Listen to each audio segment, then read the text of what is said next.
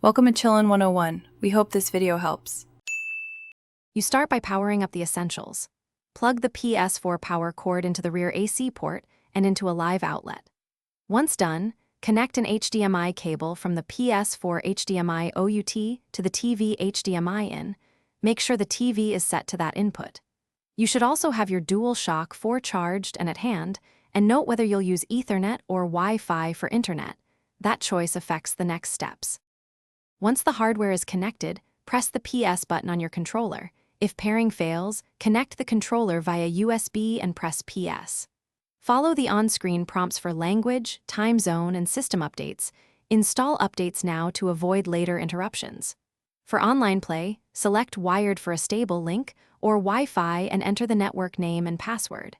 Make sure to accept terms and create or sign into your PlayStation network account so trophies and DLC sync properly. Finish by configuring sound and display. Go to Settings Sound and Screen to pick resolution and audio output, especially if using AVR or soundbar.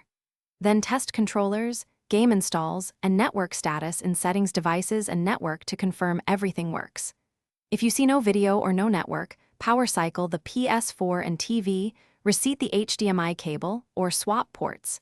If issues persist, try a different known.